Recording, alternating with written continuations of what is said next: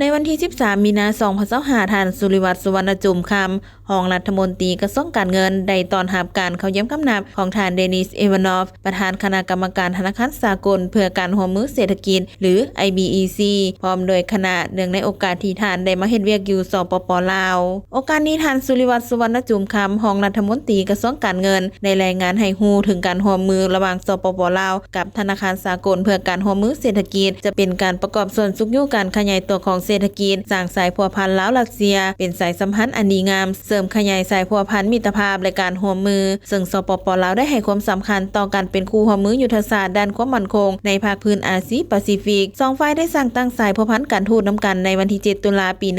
1960 และปี 2025 จะมีสายพัวพันทั้งการทูตครบรอบ 65 ปีพร้อมนั้นท่านยังได้ให้เห็นถึงสภาพเศรษฐกิจมหาภาคของสปป.ลาวในปี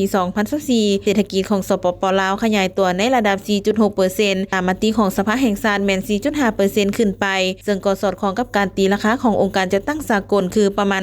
4% โอกาสนี้ท่านเดนิส เอวานอฟได้รายงานให้ฮู้ว่าธนาคาร IBEC เป็นสถาบันพัฒนาการเงินหลายฝ่ายได้ถูกสร้างตั้งขึ้นในปี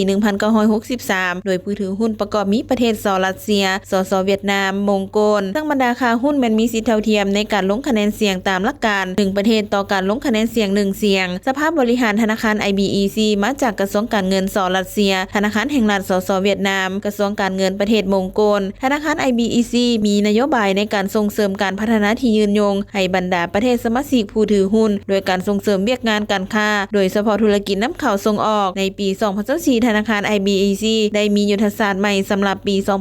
2024-2026 ที่ได้มีการขยายการร่วมมือเช่นร่วมกลุ่มกับประเทศสมาชิกสมาคมประชาชาติแห่งอาเซียนตะวันออกเฉียงใต้หรืออาเซียนสหพันธ์เศรษฐกิจโลกประกอบมีอาร์เมเนียเบลารุสกาซัคสถานกิร์กิสถานรัสเซียกลุ่มประเทศตะวันออกกลางและแอฟริกาเพื่อบรรลุยุทธศาสตร์ดังกล่าว IBEC จะให้การสนับสนุนบรรดาบริษัทอยู่บรรดากลุ่มประเทศดังกล่าวนอกจากนี้สปป.ลาวยังมีสายพัวพันอันดีงามร่วมกับ2ประเทศสมาชิกเช่นเวียดนามและรัสเซียในหลายแขนงการพร้อมนี้เพื่อเป็นการส่งเสริมการร่วมมือด้านเศรษฐกิจของสปป.ลาวและ2ประเทศสมาชิก IBEC จะพัฒนาการร่วมมือกับบรรดาสถาบันการเงินและบริษัทภายในประเทศเพื่อสุขอยู่การพัฒนาที่ยืนยง